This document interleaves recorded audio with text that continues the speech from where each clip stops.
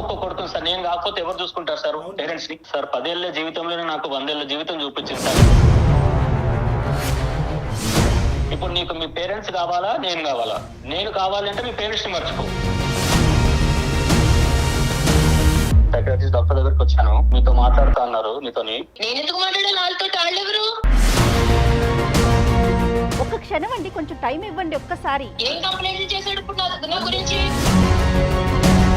వృద్ధాప్యంలో ఉండేటటువంటి తల్లిదండ్రులను కాపాడవలసినటువంటి బాధ్యత ఒక ఏకైక కొడుకు మీద ఉండదా అమ్మా? డబ్బులు ఇస్తామంటున్నావు కదండి, డబ్బులతో అన్ని కొనుక్కుంటారా సునీత గారు? ఏం మాట్లాడుతున్నారండి?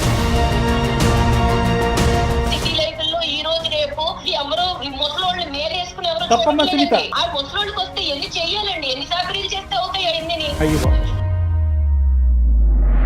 రేపొద్దున్న మనం కూడా అదే పరిస్థితిలోకి వెళ్తాం సునీత. మనం ఇక్కడితోనే ఆగిపోమండి. మేమంత త్యాగమూర్తులో కాదు, మాకంత ఓపికలు లేవు. మీకు నమస్కారం. జీవితాంతం ఆ తల్లిదండ్రులు కొడుకుతో మాట్లాడకుండా ఎలా ఉండగలరమ్మా? ఏ కాలంలో ఉన్నారు మేడం మీరు? మీరు వాస్తవంలోకి రండి సార్. మేము బుద్ధి గడ్డి తిని నీ కాన్ఫరెన్స్ కాల్ కలపమన్నాం.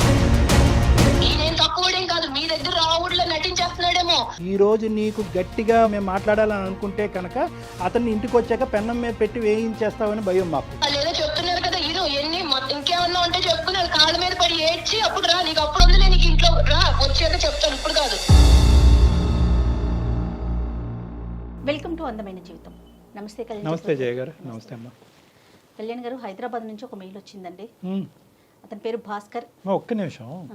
ఈ ప్రోగ్రామ్కి అందమైన జీవితం అనేటటువంటి ఒక చక్కటి పేరు నామకరణం ఎవరు చేశారు? ఎలా వచ్చింది కాన్సెప్ట్? ఫస్ట్ జీకే గారు, గోపాలకృష్ణ గారు, నేను, మన క్రియేటివ్ హెడ్ ఆయన నేను డిస్కస్ చేసుకున్నాం. ఇలా చేస్తే బాగుంటుందేమో, ఒక చిన్న ఐడియా, జస్ట్ ఒక లైన్ ఫామ్ అయిందండి. వెంటనే మీకు కాల్ చేయటం, మనం ముగ్గురం కూర్చోవటం, మాట్లాడుకోవటం, కాన్సెప్ట్ డిజైన్ చేసేసుకున్నాం కదా.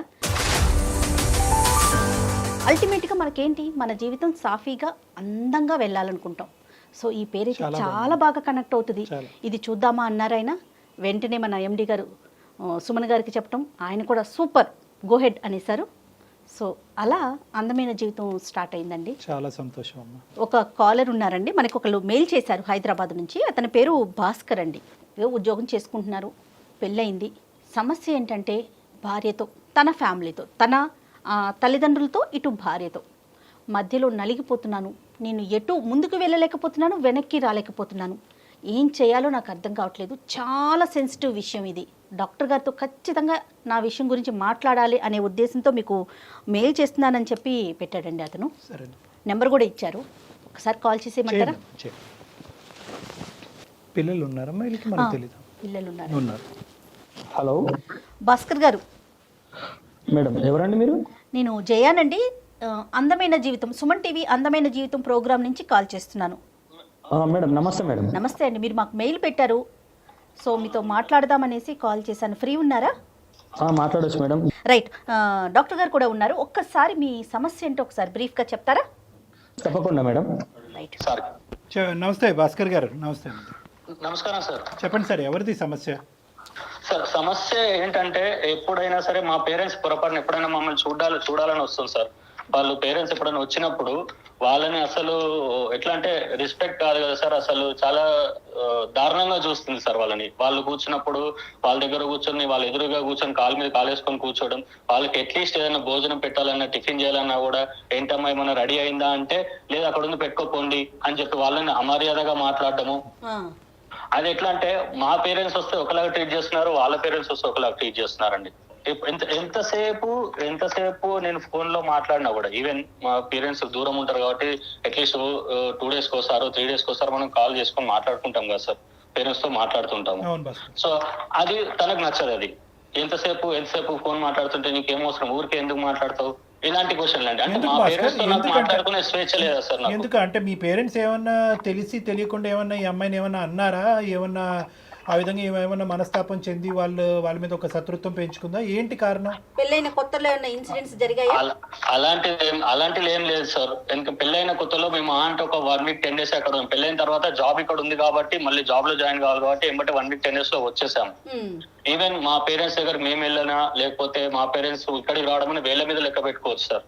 మరి తన పేరెంట్స్ తో వాళ్ళతో మాట్లాడుకుంటూ ఉంటారా? తన ఇంటికి తను మాట్లాడుకోవచ్చు. కానీ నేను మాట్లాడితే మాత్రం ఎందుకు ఊరికే మాట్లాడడము, వాళ్ళు ఎప్పుడైనా పొరపాటున ఎప్పుడైనా వస్తే వాళ్ళని వెళ్ళిపోయేటట్టుగా మాట్లాడడము. మరి మీ పేరెంట్స్ ఇంటికి మీరు వెళ్ళటం కానీ లేదంటే పండగకో పబ్బానికో మీ ఇద్దరు కలిపి వెళ్ళటం అదేమైనా జరుగుతుందా? అది కూడా ఆగిపోయిందా? అది కూడా ఆగిపోయింది సార్. ఏంటంటే ఇప్పుడు ఎంతసేపు వాళ్ళ పేరెంట్స్, వాళ్ళ చుట్టాలు, వాళ్ళ ఫంక్షన్స్, ఎంతసేపు వీళ్ళ చుట్టాలు సైడ్ ఇటు సైడ్ పోవడమే తప్పించి మా చుట్టాలకు కానీ మా పేరెంట్స్ దగ్గర కానీ వెళ్ళడం కానీ అసలు జరగట్లేదు సార్. సరే అట్లయినా సరే వీళ్ళు నా వాళ్ళే, వీళ్ళు నాకు పేరెంట్స్ తో సమానం అని చెప్పేసి నేను అట్లయినా సరే అందరూ మన వాళ్ళే అని చెప్పి నేను కలుపుకోపోయేవాడిని సార్. కానీ ఇటు వరకు వచ్చేసరికి ఏంటంటే అవసరం లేదు. 10 years నుంచి ఇదే పద్ధతి అండి, లేకుంటే మధ్యలో మారారా ఆవిడ ఇట్లా? మొదటి నుంచి ఇదే ధోరణండి. ఎట్లా అంటే ఎందుకు ఇంకా ఎట్లా అంటే పీక్స్ కి వెళ్ళిపోతుంది మేడం. మీరు ఎప్పుడైనా చెప్పారండి? ఎప్పుడైనా వాదన జరిగిందా ఈ విషయానికి సంబంధించి? మాట్లాడుకున్నారా కనీసం? ఈ విషయం గురించి ఎప్పుడు టాపిక్ వచ్చినా మాకు పెద్ద వార్ జరుగుతుంది మేడం. మాకు వార్ జరగడము, తను వారం 10 రోజులు మాట్లాడకపోవడము. ఎవరు కాంప్రమైజ్ అవుతారండి? లాస్ట్ నేనే కాంప్రమైజ్ అవ్వాల్సి వస్తుంది మేడం.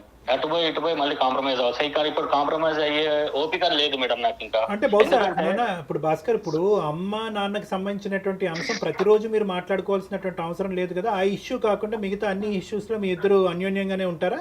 మిగతాదంతా బాగానే ఉంటుంది. మిగతాదంతా బాగానే ఉంటుంది. రీసెంట్ గా ఒక చిన్న విషయం అండి. మా పేరు మార్నింగ్ వాష్రూమ్ లో ఉండగా కాల్ వస్తే తను కాల్ కట్ చేశారండి. నేను చూసుకోకుండా రెగ్యులర్ షెడ్యూల్ లో పడిపోయి ఆఫీస్కి వెళ్ళిపోయాను. మళ్ళీ నా వర్క్ చేసుకున్న సాయంత్రం నాకు కాల్ వచ్చిందండి. మళ్ళీ సాయంత్రం కాల్ వచ్చి కాల్ లిఫ్ట్ చేస్తే, ఏంట్రా నువ్వు ఇలా కాల్ లిఫ్ట్ చేయలేదు, మార్నింగ్ ఇలా జరిగింది, నాన్నకి బీపీ షుగర్ అంతా డౌన్ అయిపోయింది, స్ట్రోక్ రావడం జరిగింది, హాస్పిటలైజ్ అయినారు అని చెప్పి నాకు మళ్ళీ ఈవినింగ్ నాకు కాల్ చేస్తే తెలిసిందండి. ఎందుకంటే మార్నింగ్ కాల్ చేశారని చెప్పారు. నేను ఆ కాల్ చేశారని చెప్పారు, మా వైఫ్ కూడా చెప్పలేదండి. అక్కడ బానే ఉన్నారు నాన్నగారు?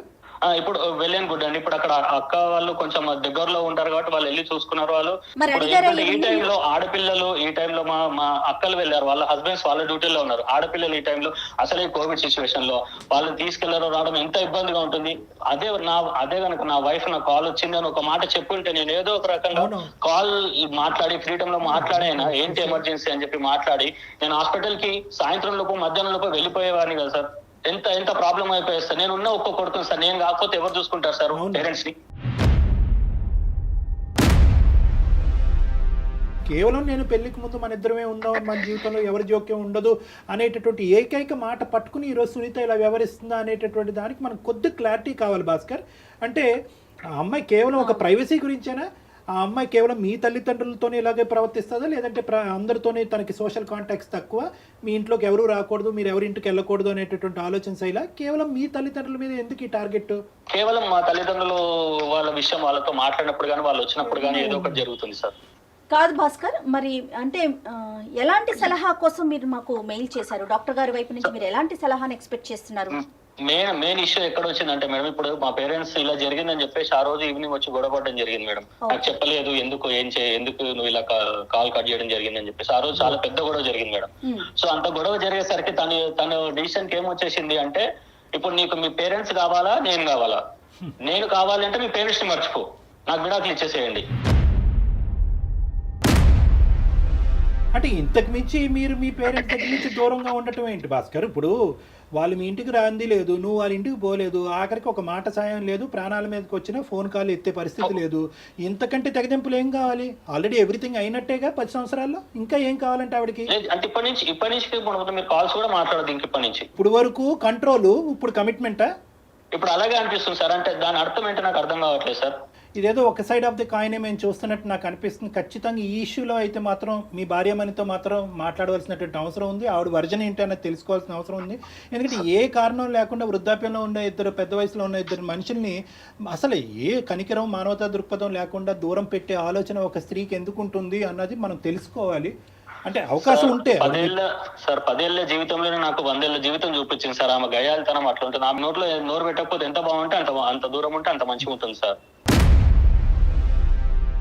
కాదండి, తను ఏం చేస్తుంటారు? హౌస్ వైఫ్ ఏనా? తను జాబ్ చేస్తారు మేడం. ఒకసారి ఏమన్నా మాట్లాడొచ్చా భాస్కర్? సార్ నేను ప్రయత్నం చేస్తాను సార్. నేను ఒకసారి కాల్ కలుపుతాను, మీరు కూడా ఒకసారి మాట్లాడండి సార్ తనతో. పర్వాలేదా? నో ప్రాబ్లం కదా? అంటే జస్ట్ అసలు ఆవిడ వర్షన్ ఎలా ఉందని తెలుసుకోవటం కోసం. ఓకే సార్, కల్పండి. ఏంటి డాక్టర్ గారు? అంటే మనం ఇప్పుడు అతను కావాలి, అతన్ని కని పెంచి ఇక్కడ దాకా తీసుకొచ్చిన తల్లిదండ్రులు వద్దా? రేపొద్దున్న మరి మన పిల్లలకి మనం ఏం చెప్తాం? అంత దూరం ఆలోచించరు కదా, ఇక్కడికిక్కడే స్టోరీ. తాత చిప్ప తరతరాలు అంటారు. హలో హలో, ఏం చేస్తున్నావు? ఏదో చేస్తున్నాను. ఏంటి ఇప్పుడు? ఏం చెప్పండి. పిల్లలు ఏం చేస్తున్నారు? ఆన్లైన్ క్లాసులు జరుగుతున్నాయి కదా, కూర్చున్నారు అక్కడ. వాళ్ళు తెలుసు కదా, మళ్ళీ నన్ను అడుగుతావేంటి? అయ్యో, ఏంటి, ఎందుకు చేసావు? చెప్తాను. సరే, నేను ఇక్కడ సార్ని డాక్టర్స్ దగ్గరకు వచ్చాను, సైకాట్రిస్ట్ డాక్టర్ దగ్గరకు వచ్చాను. మన సమస్య గురించి ఒకసారి సార్ కూడా మీతో మాట్లాడుతా అన్నారు. మీతోని నేను ఎందుకు మాట్లాడాలి వాళ్ళతో? వాళ్ళెవరు? నాకేం సంబంధం వాళ్ళతోటి? నువ్వు వెళ్ళు, నువ్వు విను, నువ్వు వాళ్ళు ఏం చెప్తారో నువ్వు విను. కాదమ్మా, కాదు సునీత గారు. ఓకే, వాళ్ళ నలుగురిని చేరేస్తున్నావు అన్నమాట ఇప్పుడు. అయ్యో సునీత గారు ఏంటో వినుకాస్తా నువ్వు. కదమ్మా, ఒక్క సెకండ్ అమ్మా. అమ్మ సునీత, నమస్తే అమ్మా. నా పేరు డాక్టర్ కళ్యాణ్ చక్రవర్తి అమ్మ. నేను మానసిక వైద్య నిపుణుడిని ప్లస్ రిలేషన్షిప్ కౌన్సిలర్ని. నాతో పాటు జయ గారు కూడా ఉన్నారు, సీనియర్ యాంకరు. అంటే ఏంటండి, చెప్పండి. ఏంటి ఇప్పుడు? ఏ వినాలి నేను ఇప్పుడు? అమ్మ, నీ జీవితం. సునీత గారు, మీతో మేము ఏం మాట్లాడలేదండి. అప్పుడే మీరు ఏం వినాలి అనే ప్రశ్న వేసేస్తున్నారు.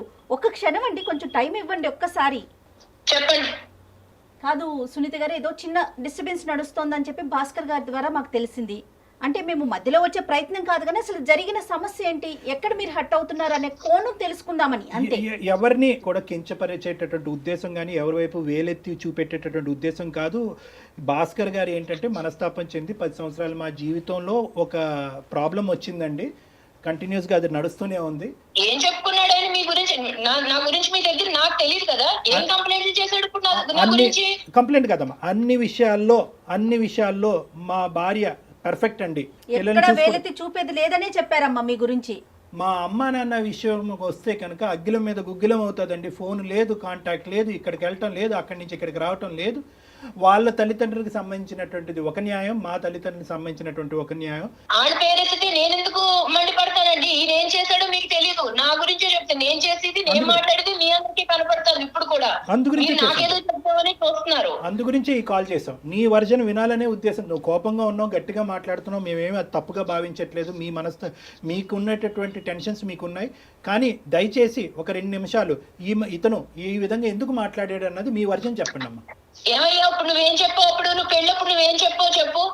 మన ఇద్దరమే ఉంటాము, ఎవరు ఉండరు, ఇన్ని ప్రేమగా చూసుకుంటాను అని చెప్పావా లేదా అప్పుడు?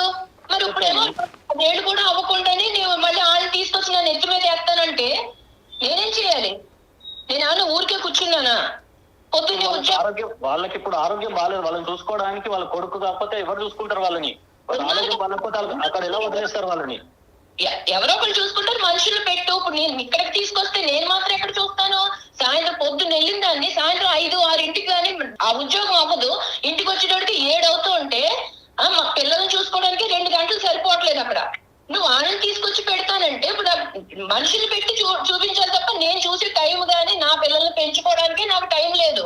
ఆ మనుషులు లేదు, అక్కడ పెట్టుకో అక్కడ డబ్బులు ఇచ్చేస్తాం కదా. అమ్మ సునీత, కేవలం అప్పుడు పెళ్లికి ముందు ఆ మాట అలా అన్నాడనే ఉద్దేశంతోనే నువ్వు ఈ రోజు ఇలా ఉన్నావమ్మా?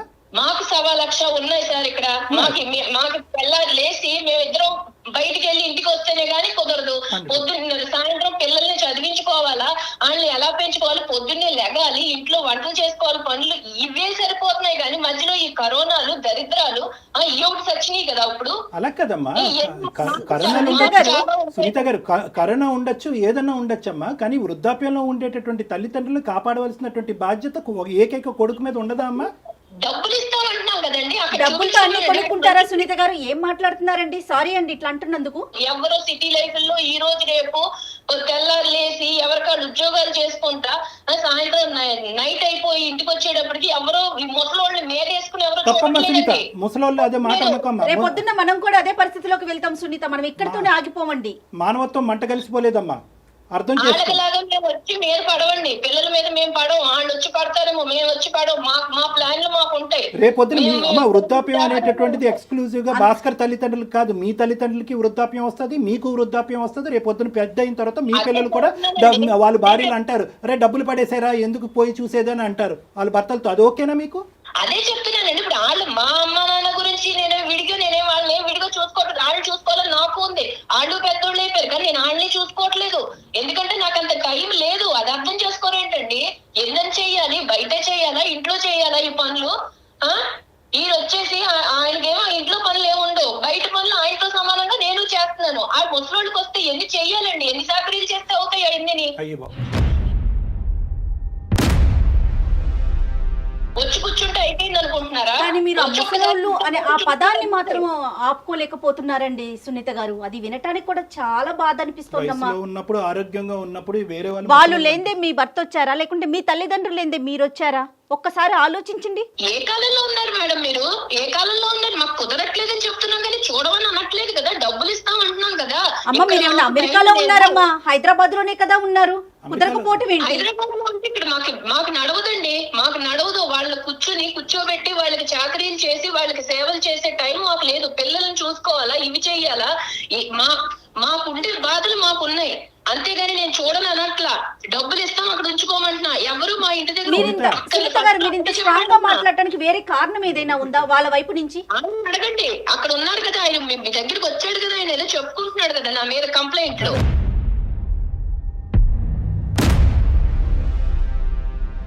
సునీత, నీకు చేసింది ఏంటంటే ఈ విధంగా కేవలం వృద్ధాప్యంలో ఉండేటటువంటి వ్యక్తులకి పోషించడానికి మాకు టైం లేదన్నది ఒక్కటే కారణమా? లేదంటే వీళ్ళ తల్లిదండ్రులు ఏమన్నా నీకు తప్పుగా ప్రవర్తించారా, ఇబ్బంది పెట్టారా? ఇప్పుడు ఈయన తక్కువడేం కాదండి. ఈయనేం తక్కువడేం కాదు. మీ దగ్గర రావుడిలో నటించేస్తున్నాడేమో. ఈయనేం తక్కువడేం కాదు. వెళ్ళి 4 రోజులు అక్కడ ఉంటే వాళ్ళ నాన్న కొంచెం ప్రేమగా ఉంటే చాలు. ఇక్కడికి వచ్చి మళ్ళీ వారం రోజులు నాతో మాట్లాడు. మరి నాకెలా ఉంటుంది? నేను అన్ని వదిలిపెట్టుకుని వచ్చాను కదా. నాకు మాత్రం ఇంకెవరన్నా ఉన్నారా? ఈయన పిల్లలే కదా. తెల్లారులేసి ఏళ్ళ కోసమే కదండి మేము కష్టపడేది. నువ్వు ఆన్ చేసిన రేడియో ఆగట్లేదు ఇది. కాదమ్మా సునీత, ఇప్పుడు ఇక్కడ మాకు భయం ఏమీ లేదు. ఈ రోజు నీకు గట్టిగా 1 ఇంచు ఎక్కువగా మాట్లాడాలి అనే ఉద్దేశంతో మేము మాట్లాడాలని అనుకుంటే కనుక అతన్ని ఇంటికి వచ్చాక పెన్నం మీద పెట్టి వేయించేస్తామని భయం మాకు. ఇప్పుడు నన్నేదో నేనేదో కొత్తగా ఈ లోకంలో నేను ఒక్కదాన్ని ఏదో అన్నట్టు మీ అందరూ కలిపి నాకు జడ్జిమెంట్ ఇస్తున్నారు కదా. ఎలాగో ఉంది, రమ్మనండి చూస్తాం ఇవన్నీ. నాకు ఇప్పుడే చెప్తున్నారు, మేమంత త్యాగమూర్తులో కాదు, మాకంత ఓపికలు లేవు. మీకు నమస్కారం. మాకు నమస్కారం పెట్టక్కర్లేదు. నువ్వు చెప్పుకో, ఏం చెప్పుకుంటావు చెప్పుకో. ఇప్పుడు వాళ్ళందరూ ఏదో చెప్తున్నారు కదా, ఏం చెప్పుకుంటావు చెప్పుకుని వాళ్ళ కాళ్ళ మీద పడి ఏడ్చి.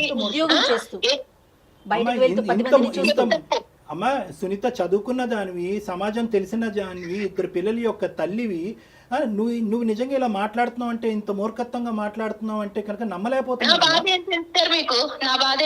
నీ బాధ ఏంటమ్మా? నీ బాధ ఏంటి అన్నది నువ్వు ఇంకా చెప్పలేకపోతున్నావు. ఒకే పాయింట్ ఏంటంటే కనుక అక్కడికి వెళ్ళి నా భర్త కనెక్ట్ అయిపోయి వారం రోజులు నాతో మాట్లాడ్డాను అంటున్నావు.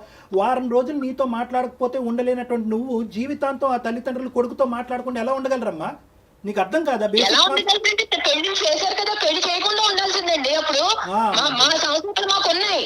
పెళ్లి చేయకుండా ఉండాల్సింది, ఇంట్లోనే పెట్టు కూర్చోవాల్సింది. పెళ్లి చేసుకుంటే భార్యకి భర్త, భర్తకి భార్య, ఇటు కుటుంబం లేదు అటు కుటుంబం లేదు.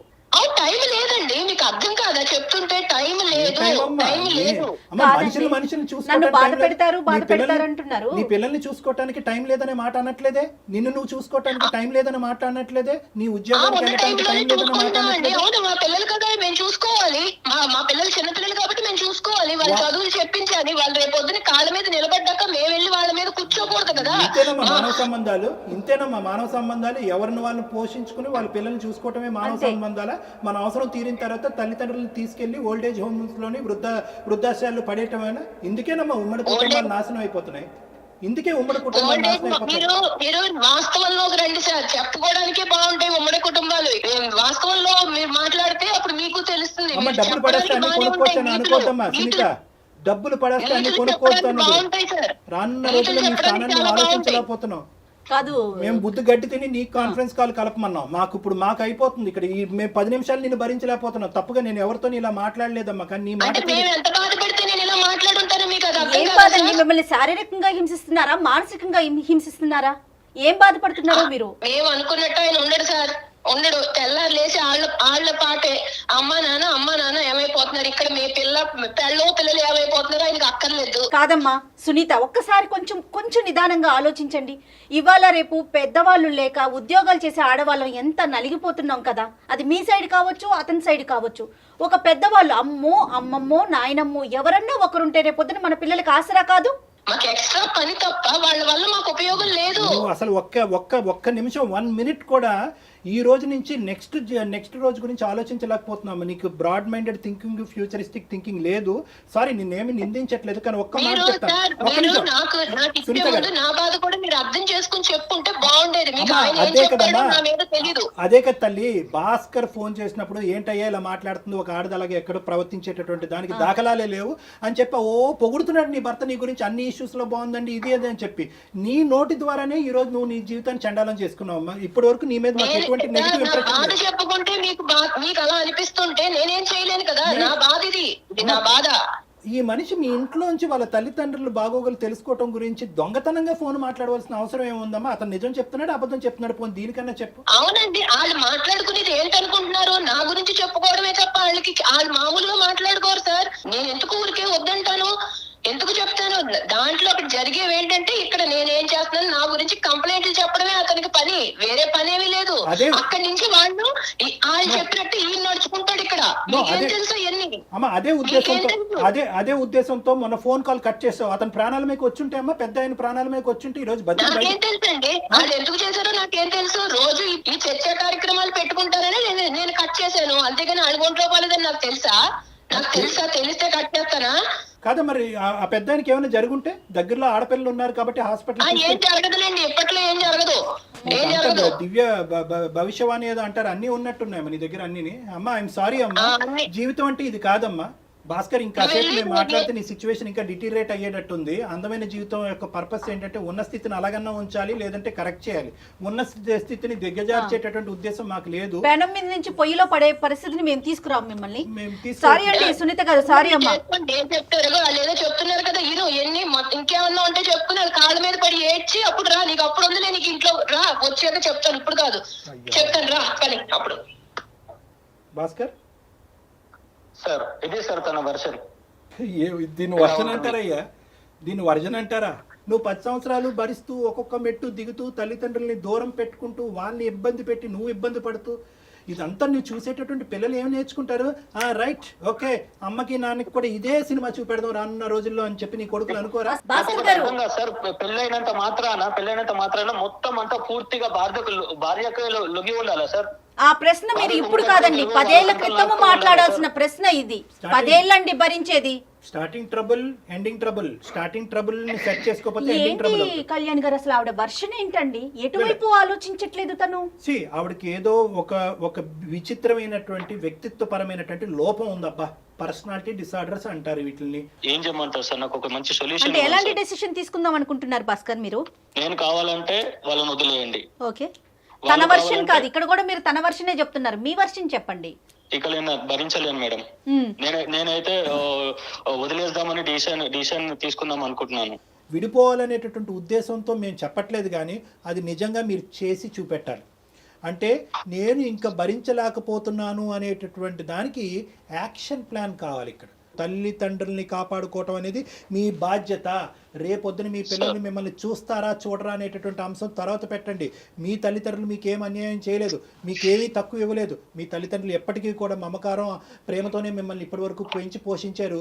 పెళ్ళి అనేటటువంటి ఈ అంశం వాళ్ళ జీవితానికి ఒక శాపం కింద మారిపోయింది. కాబట్టి వాళ్ళని కాపాడుకునేటటువంటి ప్రయత్నంలో మీ ఆవిడికి ఒక గట్టిగా బుద్ధి చెప్పేటటువంటి ప్రయత్నం చేయండి. అంటే కొట్టండానో తిట్టండానో హింస పెట్టండానో అని చెప్పట్లేదు. నేను మా తల్లిదండ్రులకు స్థానం లేనటువంటి నా జీవితంలో నీకు కూడా స్థానం లేదు అనేటటువంటి వార్నింగ్ ఇచ్చి మీ పిల్లలతో పాటు మీరు దూరంగా ఉండేటటువంటి ప్రయత్నం చేయండి. సో ఒక్కసారి బెదిరించమంటారా? అంటే దాన్ని బెదిరింపు అంటారా, లేదంటే ఒక విధమైనటువంటి ట్రీట్మెంట్ అంటారా అనేది మీకు వదిలేస్తున్నాను. అంటే ఆవిడకు ఒక శిక్ష పడాలి. శిక్ష పడాలి అంటే కనుక కుటుంబం అనేటటువంటిది ఎప్పుడు కూడా నీ చెప్పు చేతల్లో నీ కాళ్ళ కింద చెప్పులాగే ఉంటారు అని అనుకోవద్దు.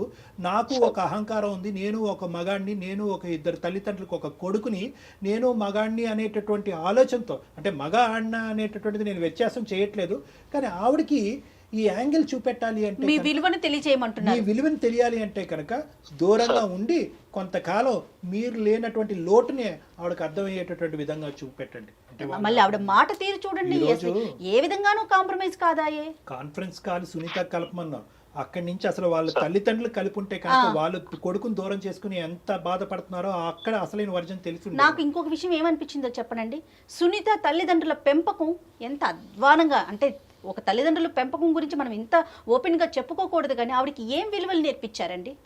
వాళ్ళు ఏమైనా చెప్పడానికి ట్రై చేశారా భాస్కర్? ఒక లాస్ట్ క్వశ్చన్, వాళ్ళు మీ అత్తగారు సునీతకి ఏమైనా చెప్పడానికి ట్రై చేశారు? అలాంటివి చాలా జరిగాయి సార్, చాలా జరిగాయి. అవి అప్పటికి అవి అంతవరకే ఉంటాయి సార్, మళ్ళీ తర్వాత సేమ్. రైట్ భాస్కర్, ఒక్కసారి డాక్టర్ గారు చెప్పింది ఆలోచించండి, త్వరపడండి, మంచి నిర్ణయం తీసుకోండి. Thank you madam. చక్కని డెసిషన్ తీసుకోండి, చక్కగా ఉండండి. Thank you sir. All the best Bhaskar. Thank you sir.